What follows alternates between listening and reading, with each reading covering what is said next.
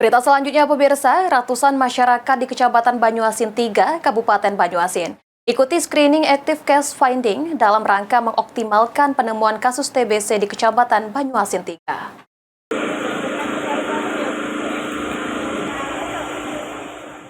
Dalam rangka mengoptimalkan penemuan kasus TBC, Kementerian Kesehatan melalui Puskesmas Pangkalan Balai melakukan screening ACF kepada masyarakat di Kecamatan Banyuasin 3.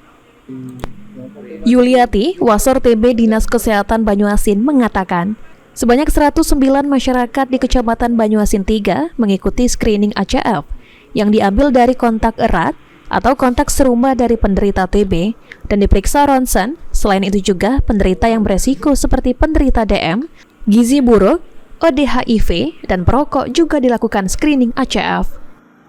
Kegiatan ini adalah penjaringan untuk penderita TB diambil dari kontak erat atau kontak serumah dari penderita TB itu didatangkan ke sini, nanti diperiksa ronsen. Di samping kontak serumah dan kontak erat juga didatangkan tadi ada faktor resiko. Yang beresiko maksudnya ada penderita DM, ada gizi buruk, ada ODIF, dan ada satu lagi perokok.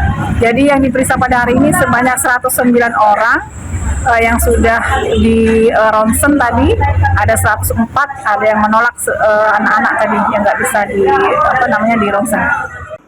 Yuliati juga mengatakan ACF ditujukan untuk mengoptimalkan angka penemuan kasus TB pada kelompok yang beresiko tinggi yang rentan tertular. Ridho Ilahi, PAL TV.